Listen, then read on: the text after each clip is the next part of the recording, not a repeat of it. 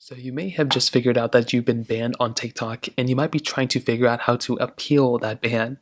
Now, if you're talking about a ban on a video, then that's one thing. If you're talking about an account ban, then that's kind of an unfortunate thing. We'll talk about that in a second. But if it's a video that was banned or if it's like a community guideline strike or whatever the case is, that's a pretty easy thing to fix. All you're going to want to do is find that particular video. So in this case, as you can see, it's been a while since I got a community guideline strike. But if I can find a video that I've basically gone through in that specific situation.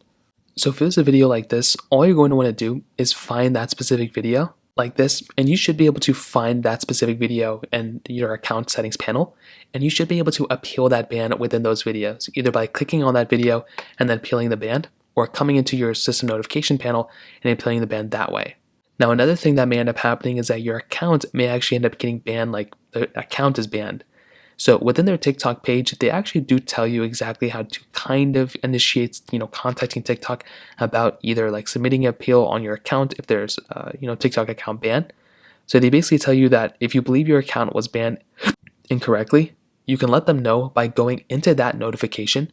So finding that notification that basically went up and showed that your account is banned. So very similar to this thing where it says account updates. You want to find the thing that basically says your account has been banned or your account has been blocked or whatever the case is.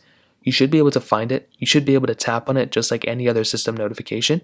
And you should be able to click on it and be like, okay, either appeal that ban or whatever the case is. But that's basically the only other option you have of getting your account back as of that point. So that's pretty much how to do it. If you have any other thoughts or questions, let me know in the comment section below. Hit the like button, that would mean so much, but definitely hit that subscribe button. More importantly than everything else, I love every single one of you guys. Hopefully I'll catch you guys in the next video.